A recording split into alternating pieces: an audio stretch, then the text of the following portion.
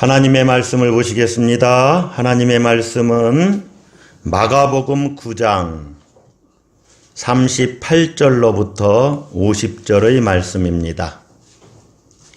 마가복음 9장 38절로부터 50절 말씀 교독하겠습니다. 요한이 예수께 여짜오되 선생님, 우리를 따르지 않는 어떤 자가 주의 이름으로 귀신을 내쫓는 것을 우리가 보고 우리를 따르지 아니하므로 금하였나이다. 예수께서 이르시되 금하지 말라. 내 이름을 의탁하여 능한 일을 행하고 즉시로 나를 비방할 자가 없느니라. 우리를 반대하지 않는 자는 우리를 위하는 자니라. 누구든지 너희가 그리스도에게 속한 자라 하여 물 한 그릇이라도 주면 내가 진실로 너희에게 이르노니 그가 결코 상을 잃지 않으리라. 또 누구든지 나를 믿는 이 작은 자들 중 하나라도 실족하게 하면 차라리 연자 맷돌이 그 목에 매여 바다에 던져지는 것이 나으리라. 만일 내 손이 너를 범죄하게 하거든 찍어버리라. 장애인으로 영생에 들어가는 것이 두 손을 가지고 지옥 곧 꺼지지 않는 불에 들어가는 것보다 나으니라. 만일 내 발이 너를 범죄하게 하거든 찍어버리라. 다리 저는 자로 영생에 들어가는 것이 두 발을 가지고 지옥에 던져지는 것보다 나으니라. 만일 내 눈이 너를 범죄하게 하거든 빼버리라. 한 눈으로 하나님의 나라에 들어가는 것이 두 눈을 가지고 지옥에 던져지는 것보다 나으니라. 거기에서는 구더기도 죽지 않고 불도 꺼지지 아니하느니라. 사람마다 불로써 소금 치듯 함을 받으리라. 소금은 좋은 것이로되 만일 소금이 그 맛을 잃으면 무엇으로 이를 짜게 하리요. 너희 속에 소금을 두고 서로 화목하라 하시니라. 아멘. 어느 동네에 부잣집 아들이 소금 장수의 딸을 좋아하게 되었습니다. 그런데 부잣집에서는 이 소금 장수의 딸이 며느리가 되는 것을 별로 좋아하지를 않았어요. 그래서 결혼을 완강히 반대했습니다.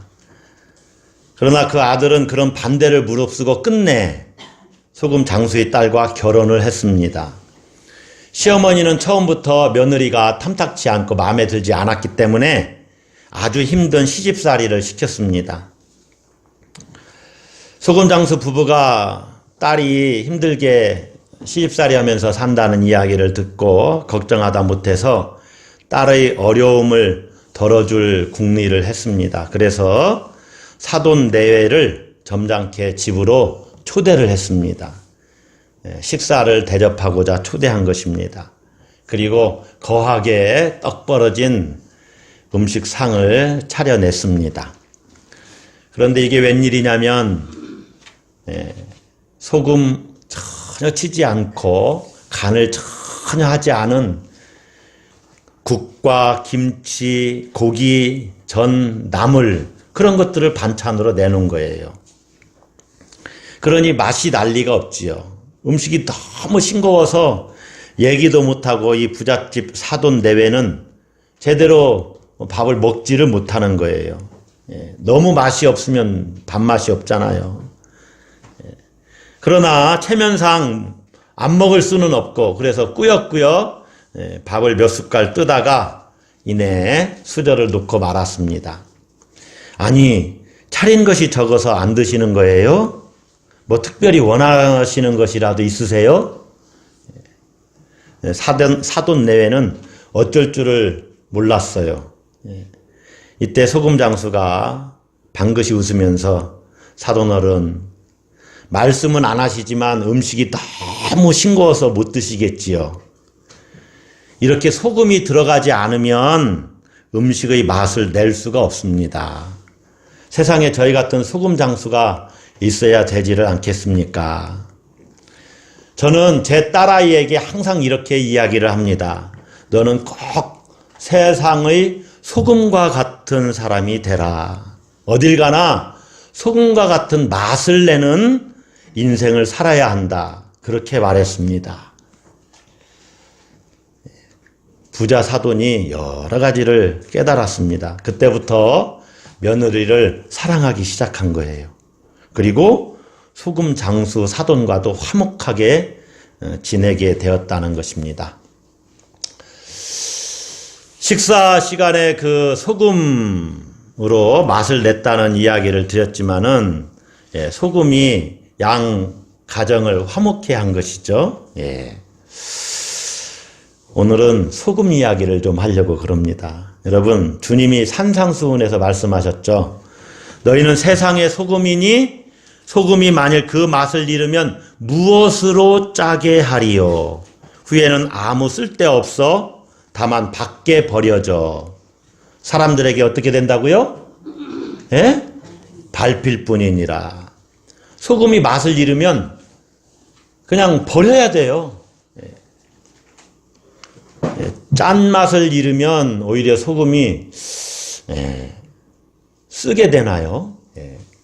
여러분, 예전에 이런 적이 있어요. 지금도 아마 그런 것 같은데, 테니스 코트에 가보면 바닥에 막 소금을 뿌립니다. 그래서 물이 흥건하게 젖은 것을 밑에 소금을 뿌려가지고 소금이 물기를 쭉 밑으로 빨아들이도록 해요. 짠맛이. 아마 그 소금도 짠맛을 낼 거라고 생각을 하는데, 주님이 너희는 세상의 소금이다. 그리스도인은 그래서 세상에서 맛을 내는 사람들입니다. 소금은 알다시피 부패를 방지해 주지요. 썩지 않게 하는 역할을 합니다. 그래서 멀리 원양어선들이 냉동실에 넣고 또 소금을 촥 뿌리고 그러잖아요. 생선을 잡으면.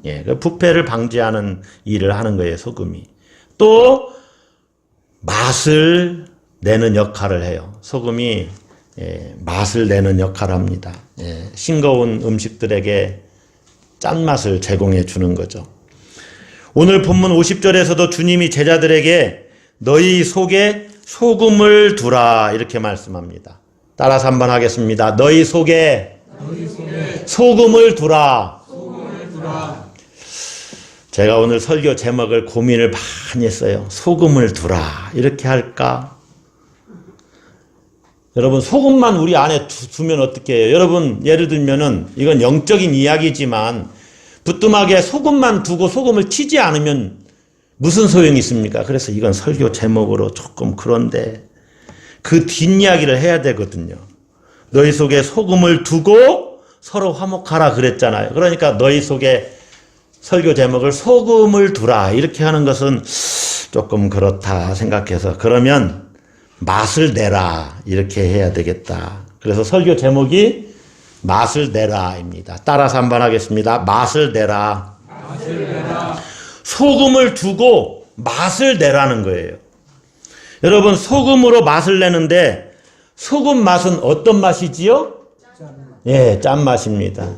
여러분이 하도 대답을 안 하시니까 오늘 귀한 성도님을 보내셔서 이렇게 대답을 하게 하시잖아요. 짠맛입니다. 소금이 무슨 맛을 내지요? 짠맛.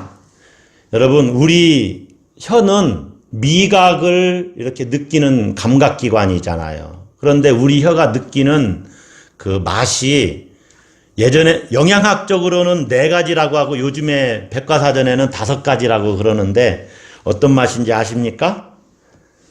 짠맛은 나왔으니까 짠맛, 단맛 맞습니다. 신맛, 매운맛. 아깝다. 쓴맛입니다. 쓴맛. 예전에 이렇게 얘기했어요. 그래서 짠맛, 단맛, 신맛, 쓴맛. 그런데 한 가지가 더 있어요. 무슨 맛? 매운맛? 감칠맛이라고 누가 그랬어요? 감칠맛입니다. 매운맛이 아니고. 짠맛, 단맛, 신맛, 쓴맛, 감칠맛이래요.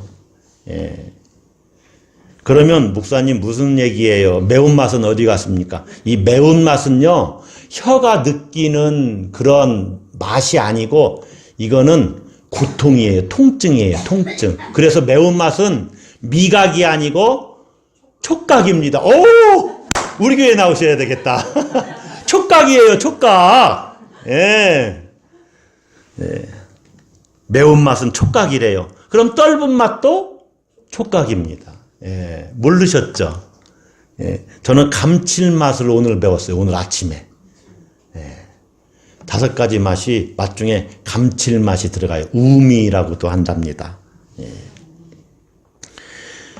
소금은 짠맛을 내는데 주님이 너희가 짠맛을 내라.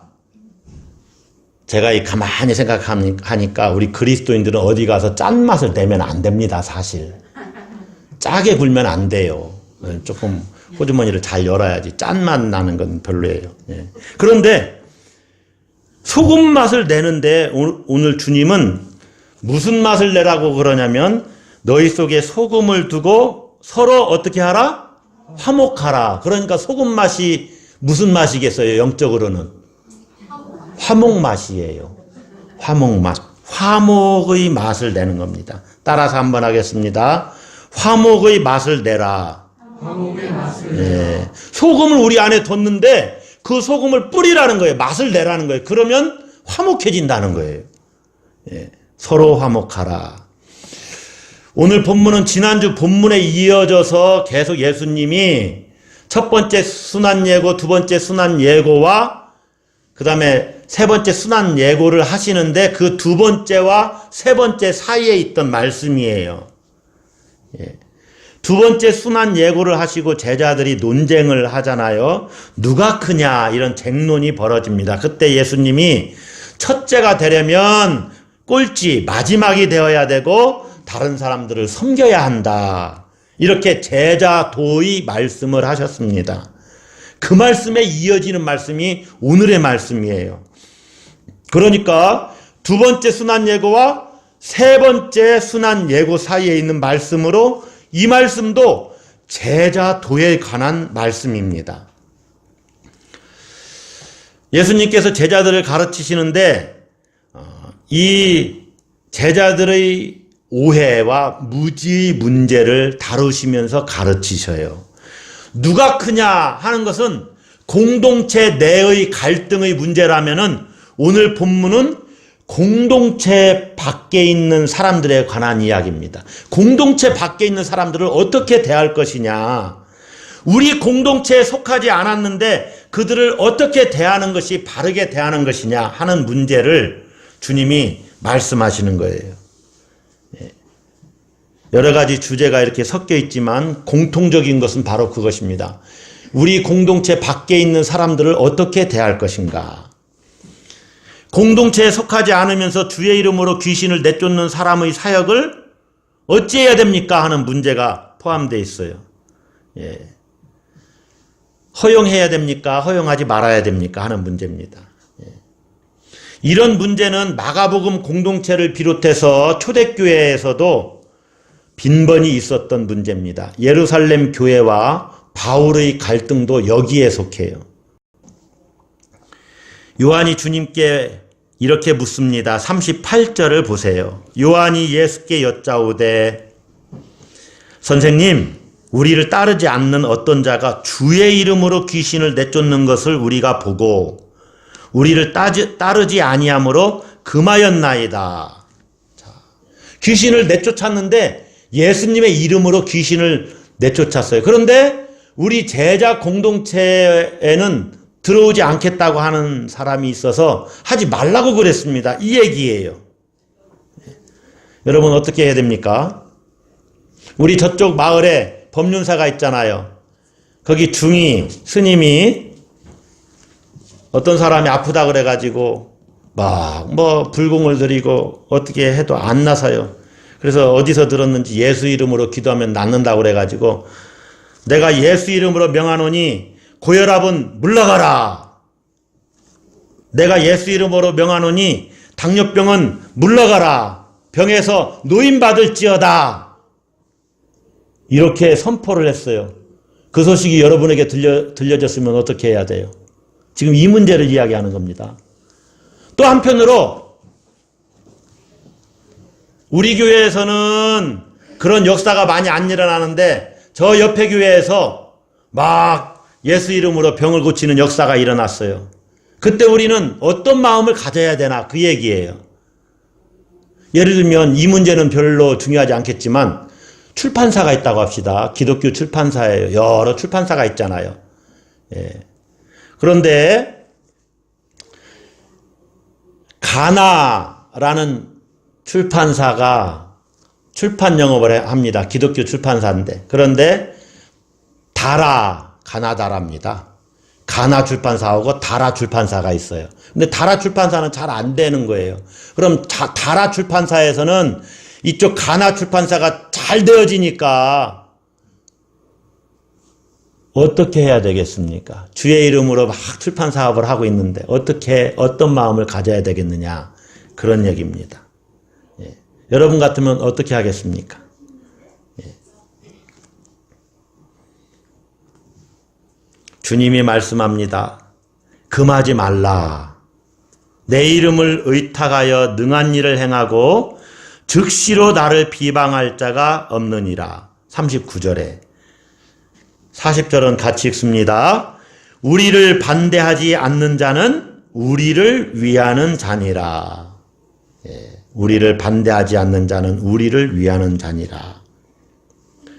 예수님은 같은 공동체에 속하지 않은 사람의 사역을 허락하십니다. 반대하지 않을 정도가 아니라 그 사람의 필요를 채워주는 환대를 권장할 만큼 아주 적극적이에요. 그래서 42절을 보면은 41절에 보면은 누구든지 너희가 그리스도에게 속한 자라 하여 물 한 그릇이라도 주면 결코 그는 상을 잃지 않을 것이다. 예. 그리스도에게 속한 자에게 물을 주는 작은 이러한 배려와 사랑, 이것은 다 너희들로 상을 받게 할 것이다 하는 얘기입니다. 예. 환대하고 적극적으로 그를 도우라는 것이죠. 예. 그의 필요를 채워주라는 것입니다. 여러분, 하나님 나라는 샬롬의 나라입니다. 평화의 나라예요. 요한은 우리와 함께하지 않으므로 그들이 주의 일을 하는 것을 배제시켜야 한다, 이렇게 주장하는 거예요. 나와 함께하지 않아도 하나님 나라에서는 다 필요한 일꾼일 수 있는데 나만 그 일을 하겠다라고 이렇게 주장하는 그러한 자기 기득권을 유지하려는 그런 마음이 요한에게 있었던 것을 우리가 볼 수가 있어요. 여러분, 이 사람 한번 보세요. 주의 이름으로 귀신을 내쫓는 것을 우리가 보고 그랬어요. 예. 그러나 우리를 따르지 아니하였다 그러죠. 그러니까 제자 일행을 따르지 않았습니다. 그런데 예수님의 이름으로 귀신을 내쫓는 사역을 하고 있어요. 예. 요한이 예수님의 이름을 사칭하는 사람이라고 여겼기 때문에 금하려 했을 수도 있습니다. 그러나 더 근본적으로는 예수님의 측근 제자들이 누리는 기득권을 빼앗기고 있다는 생각에서 나온 행동으로 볼 수도 있다는 것입니다.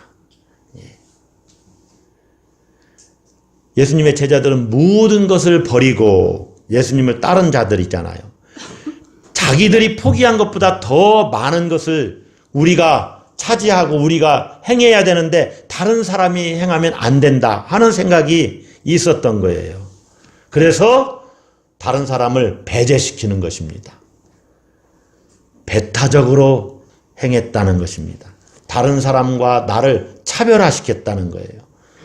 탐욕이 성취하는 방식은요, 늘 배타적이고 또 배제하고 차별하는 것입니다. 그래서 나만 가지겠다는 거예요. 누리겠다는 거예요. 이것이 문제라는 거예요. 주님은 그래서 오히려 그리스도에게 속한 자에게 물 한 잔이라도 주는 자는 결코 상을 잃지 않을 것이다. 이건 구원을 잃지 않을 것이다. 그 말입니다. 다시 말하면 역으로 말하면 구원받은 자는 그리스도에 속한 자에게 그의 필요를 채워줘야 된다. 그를 배려해줘야 된다. 물 한 잔이라도 주는 것이 그리스도의 사람이 하는 일이다. 이렇게 얘기하는 거예요. 우리에게 속하지 않은 사역자에게 물 한 그릇이라도 주는 환대에 반드시 상이 뒤따른다는 것입니다. 여러분이 가끔 배타적으로 행하는 일들은 뭐가 있어요? 없는 게 아니에요. 쟤는 왜 그래? 쟤는 우리 모임에 포함시키지 말자. 이 집사, 김 집사는 우리 모임에 포함시키지 말자. 이 권사, 김 권사는 우리 모임에 포함시키지 말자. 우리끼리만 모이자. 얼마든지 교회 안에 그런 일들이 일어날 수 있습니다. 또 우리 교회만. 주님은 그런 경계가 없어요. 주님의 말씀을 한번 보세요. 내 이름을 의탁하여 능한 일을 행하고 즉시로 나를 비방할 자가 없느니라. 제가 아까 어떤 스님이 예수 이름으로 기도해 줬다 이렇게 조금은 오버해서 예를 들었지만은 만약에 그가 예수 이름으로 기도했는데 이 사람이 나왔으면 그가 예수님을 비방하겠습니까? 예수님을 믿지는 않아도 비방은 안 하겠지요. 그래서 내버려 두라는 거예요.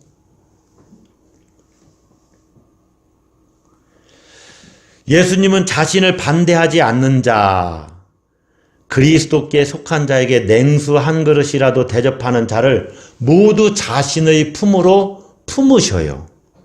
자신의 품으로 끌어 안으십니다. 이것이 주님의 사랑이에요. 반대로 그리스도를 믿는 이들 가운데 작은 자 하나라도 실족하게 하면 결코 그리스도의 자비를 덧입을 수 없다고 말합니다. 그래서 아무리 작은 자라도 실족하게 하지 말라는 거예요. 차별의 담을 쌓아서 예수님께로 나아오려고 하는 자를 가로막지 말라는 것입니다. 오히려 가로막아서 그로 하여금 실족하게 하려면 연자 맷돌을 그 목에 메고 바다에 던져지는 것이 낫다. 여러분, 연자 맷돌이 얼마나 큰지 아시죠? 소나 말이 이렇게 연자 맷돌 매가지고, 아니면 옛날에 보면은 영화 같은 데 보면은 노예들이 연자 맷돌을 딱 해서 이 큰 맷돌 주변을 뱅뱅뱅뱅 돌면 연자 맷돌이 밑에 곡식을 빻잖아요. 그 큰 연자 맷돌을 딱 목에 매봐요. 바다에 던져지면 나올 수 있는 사람이 아무도 없을 겁니다. 얼마나 무겁습니까? 왜 이런 말씀을 하십니까? 누구든지 나를 믿는 이 작은 자들 중 하나라도 실족하게 하면 42절 있죠. 차라리 연자 맷돌이 그 목에 매여 바다에 던져지는 것이 나으리라. 이 작은 자들은요, 한편으로는 이러한 사람들입니다. 공동체 안에 속하지 않은 신앙인을 지칭하는 사람들일 수가 있어요. 우리 교회 밖에 있는 사람들, 우리 공동체는 아니고 다른 공동체에 속한 사람들, 그 사람들도 실족하게 하지 말라는 거예요. 제가 이 말씀을 보고서 한번 가만히 생각을 해봤어요. 제가 설교자잖아요. 이게 설교자는 여러분들 마음을 가끔은 찌를 수가 있습니다. 내가 거짓말을 잘하는 사람이에요. 근데 설교자가 거짓말하지 마라! 거짓말하는 자 결코 주님의 사랑을 받지 못합니다. 왜 거짓말하십니까? 거짓말하지 마십시오. 그러면 그가 찔리잖아요. 그래서 이제 집에 가서 곰곰이 생각하니까 목사님이 나를 향해서 거짓말하지 말라고 그랬다고. 그래서 무엇에 들어요? 시험에 들어요. 그리고 다음 주부터 교회 안 나온다고 합시다. 그러니까 목사의 설교는 다른 사람을 실족하게 할 우려가 많이 있어요. 또 어떤 경우는 예를 들다 보니까 전혀 의도하지 않은 의미에서 해석을 할 수도 있어요. 성경 말씀인데. 그런데 가만히 한번 생각을 해보세요. 여러분, 목사가 시험에 들게 하는 자입니까? 그래요? 아니에요? 예, 누가 시험에 들게 하는 자예요? 그렇죠. 사탄이 시험에 들게 하는 자요. 그러니까 성경 말씀을 풀어서 해석할 때 목사를 생각하지 말고 이게 하나님 말씀인지 아닌지 그것만 생각하시면 돼요. 예. 그리고 다른 사람들 이야기도 마찬가지입니다. 이것이 하나님 말씀이다 싶으면 그냥 그것을 받아들이면 돼요. 그냥 그 말씀을 받아들여야지. 얘가 나를 꼭 집어서 얘기를 했네. 혹여서 시험에 들었다. 그럴 일이 없어요. 하나님은 결코 우리를 시험에 들게 하지 않습니다. 다만 우리가 변화되고 성숙한 그리스도인이 되기를 바라시지요. 얼마나 다른 사람들을 시험에 들게 하는 그 일이 무섭고 이 일이 끔찍하냐면 이러한 죄를 범하는 것을 우리가 정말로 깨어 있어서 그것을 주시하고 그 죄를 짓지 않도록 노력해야 되냐면은 주님이 쭉 말씀을 하시죠. 네 손이 너를 범죄하게 하거든 어떻게 하라고요? 찍어버리래요. 네 발이 너를 범죄하게 하거든 어떻게 하라고요? 찍어버리래요. 또 47절에 네 눈이 너를 범죄하게 하거든 어떻게 하라고요? 빼버리래요. 찍어버리고 빼버리고. 그래서 큰일 났어요. 그래서 문자적으로 성경을 해석하면 안 되는 겁니다. 이 문자적으로 해석한다는 건 다음 주에 다들 양쪽 팔, 양쪽 다리, 눈은 하나 아니면 두 개씩 다 뽑아버려야 된다는 얘기인데 예, 그런 얘기가 아니에요. 그만큼 깨어있으라는 거죠. 조심하라는 거예요. 예. 다른 사람을 실족하게 하는 죄를 지을 바에야 차라리 발을 자르고 손을 찍어버리고 예, 눈을 빼는 그러한 한이 있어도 하나님 나라에 들어가는 그러니까 죄 짓지 말고 그래야 된다는 거예요. 그러므로 여러분 나만 살려고 남을 배척하는 죄는 결국에 나 자신도 치명적으로 해야 하는 결과를 낳습니다. 예. 여러분 다른 사람 못 먹게 한다고 우물에 독약을 부르면 어떻게 하겠습니까? 그 우물을 누가 마시게 돼요? 예. 목이 말라서 결국에 나도 마셔야 되는 상황이 벌어질 수도 있어요. 이것은 결국 나를 죽이는 행위입니다. 예. 그러니까 너는 이래서 안 돼. 쟤는 왜 저래. 그래서 교회 안에서는 왕따 문화가 있어서는 안 돼요. 예. 내가 다른 사람을 왕따시키면 언젠가 다른 사람들이 나를 왕따시킬 수도 있지 않겠습니까? 그래서 이 배타주의 장애물을 제거해야 하나님의 샬롬의 나라가 오게 되는 거예요. 평화의 나라가 와요. 또 차별의 장애물을 제거해야 돼요. 차별하지 말라는 겁니다. 어떤 사람들은 강한 자에게는 비굴해요. 그리고 약한 자에게는 비열하게 행합니다. 이건 성숙한 그리스도인의 모습이 아니에요. 늘 일관된 마음을 가지고 다른 사람들을 대해야죠. 사랑으로 배려하는 마음으로. 예. 주님은 차별과 배제, 분열은 하나님 나라를 평화의 나라로 이루어가는 가장 큰 장애물이라고 말씀합니다. 그래서 그 장애물들을 제거하라는 거예요. 예, 제거해라. 여러분 하나님 나라는 샬롬의 나라입니다. 평화의 나라입니다. 예. 우리는 그 나라 백성입니다. 주님은 하나님 나라 백성은 그 속에 그 나라 백성은 이 샬롬의 나라를 이루어 가야 되는 그 나라 백성은 그 속에 소금을 두어야 되는데 화목의 소금을 두고 소금의 맛을 내야 된다고 말씀해요.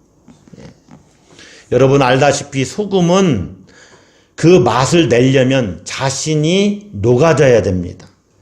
자신의 형체가 없어져야 돼요.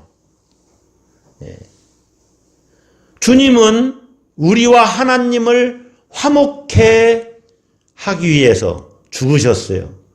자신이 죽으신 것입니다. 이게 녹아지는 거예요.